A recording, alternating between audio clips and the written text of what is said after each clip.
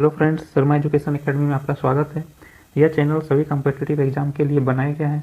इस चैनल के माध्यम से आप एसएससी, सीजीएल, रेलवे और यूपीएससी की तैयारी घर बैठे कर सकते हैं। इसमें झारखंड कम्पिटिटिव एग्जाम का भी स्पेशल तैयारी किया जाएगा। तो चलिए फ्रेंड्स, इस चैनल का पहला वीडियो स्टार्ट करते हैं। सबसे पहले हम लोग भूगोल पढ़ेंगे। भूगोल को हम लोग बेसिक से स्टार्ट करेंगे और इसको हाई लेवल तक ले जाएंगे। तो चलिए भूगोल को स्टार्ट करते हैं। भूगोल का पहला क्वेश्चन है कि भूगोल का पिता किसे कहा जाता है। क्या है भूगोल का पिता किसे कहा जाता है? तो भूगोल का पिता हिकेटियस को कहा जाता है। हिकेटियस ने सबसे पहले हमें भूगोल के बारे में जानकारी दी, भूगोल के बारे में बताया। ठीक है, इसलिए हम लोग हिकेटियस को भूगोल का पिता कहते हैं। अब दूसरा क्वेश्चन, तो दूसरा क्वेश्चन है भूगोल को कितने वर्गों में बांटा गया।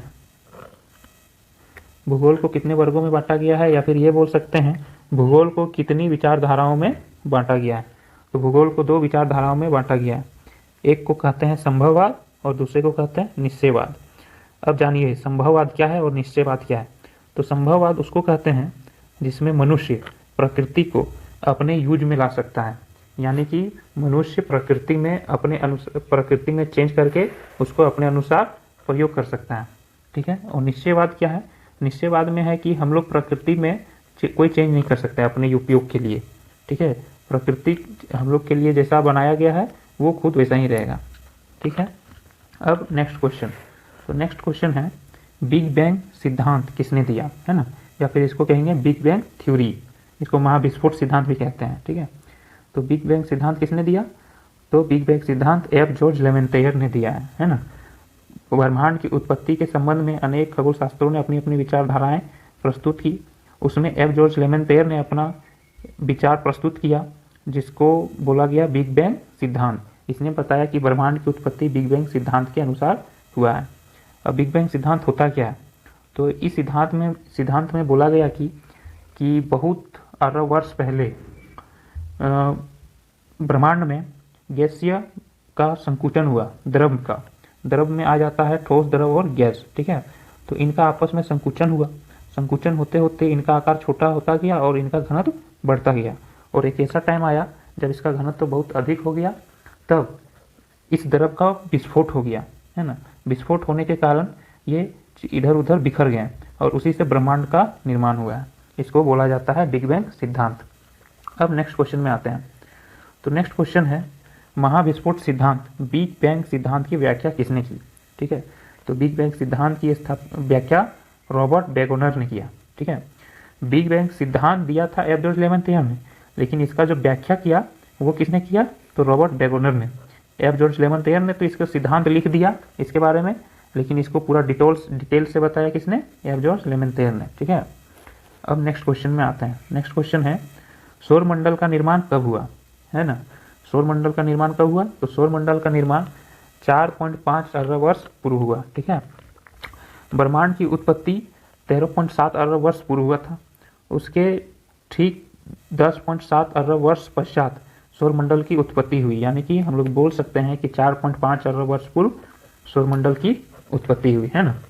अब नेक्स्ट क्वेश्चन।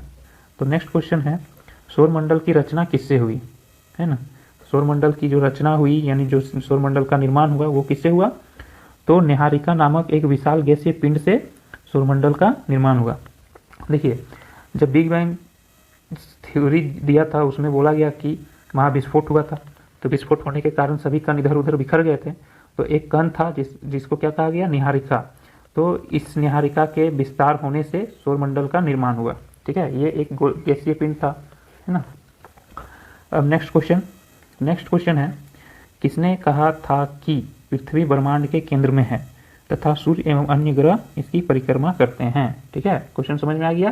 क्वेश्चन है किसने कहा था कि पृथ्वी जो है ब्रह्मांड के केंद्र में है, ठीक है, तथा सूर्य एवं अन्य ग्रह इसकी परिक्रमा करते हैं, है ना। तो ये कहा था टॉलमी ने, है ना। सबसे पहले टॉलमी ने कहा कि पृथ्वी ब्रह्मांड के केंद्र में स्थित है और जितना भी ग्रह है और सूर्य पृथ्वी की परिक्रमा करता है, ये कहा था टॉलमी ने। ठीक, अब नेक्स्ट क्वेश्चन है किसने कहा था कि सूर्य ब्रह्मांड के केंद्र में है तथा सभी ग्रह इसकी परिक्रमा करते हैं।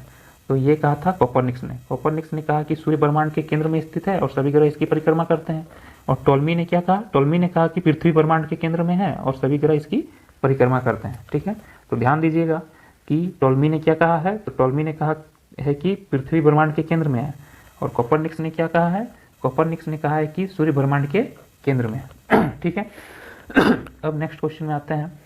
तो नेक्स्ट क्वेश्चन है, आधुनिक खगोल शास्त्र का जनक किसे कहा जाता है? ठीक है, आधुनिक खगोल शास्त्र का जनक किसे कहा जाता है?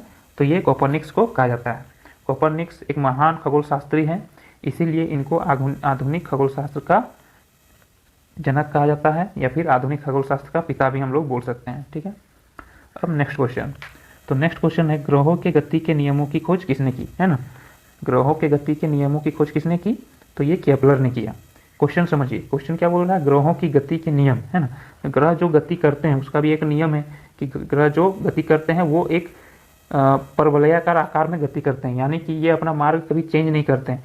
ये जिस मार्ग में गति करते हैं हमेशा उसी मार्ग में गति करते ही हैं। तो इसका खोज जो किया था ये सबसे पहले किसने किया था? तो ये किया था केपलर ने। केपलर ने ही बताया था कि जो ग्रह है वो परवलयाकार वृत्त में गति करता है। ठीक है, और ये मार्ग नहीं बदलता है। अब नेक्स्ट क्वेश्चन है, किसने कहा था कि पृथ्वी, सूर्य एवं अन्य ग्रह आकाशगंगा का एक अंश मात्र है ना। किसने क्या कहा है? बोला है कि किसने कहा कि पृथ्वी, सूर्य एवं अन्य ग्रह आकाशगंगा का एक अंश मात्र है ना।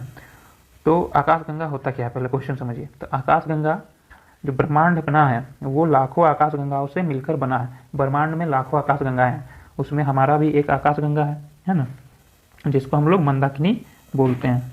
तो मंदाकिनी में हम लोग का सौर मंडल स्थित है, जिसको हम लोग बोलते हैं दूध मेखला। तो इस सौर मंडल में जो है पृथ्वी, सूर्य एवं अन्य ग्रह शामिल हैं। तो इसको हम लोग बोल सकते हैं कि ये आकाशगंगा का एक अंश है, उसका एक पार्ट है। तो ये पार्ट है। तो ये सबसे पहले किसने बोला था? तो ये बोला था हर्शेल ने। ठीक है, किसने बोला था? तो ये बोला था हर्शेल ने। ठीक, अब नेक्स्ट क्वेश्चन में आते हैं। नेक्स्ट क्वेश्चन और इस वीडियो का अंतिम क्वेश्चन है। तो ये क्वेश्चन है, किसने कहा था कि ब्रह्मांड का विस्तार अभी भी जारी है? ठीक है, किसने कहा कि ब्रह्मांड का विस्तार अभी भी जारी है? तो ये कहा था एडविन हब्बल ने।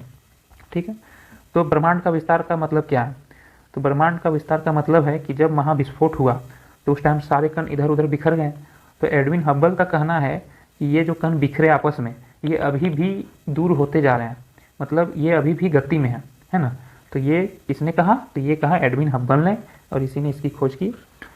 चलिए फ्रेंड, तो आज का वीडियो यहीं तक है। अगर यह वीडियो आपको अच्छा लगा तो इसको प्लीज़ लाइक, शेयर और सब्सक्राइब जरूर कर लें, ताकि मेरा हर वीडियो आप तक आपको मिलता रहे और आप हर सभी कॉम्पिटिटिव एग्जाम का तैयारी घर बैठे कर सकते हैं। यह चैनल आपके लिए बहुत ही उपयोगी है, तो इसलिए प्लीज़ इसको सब्सक्राइब कर लें। Thank you for listening guys.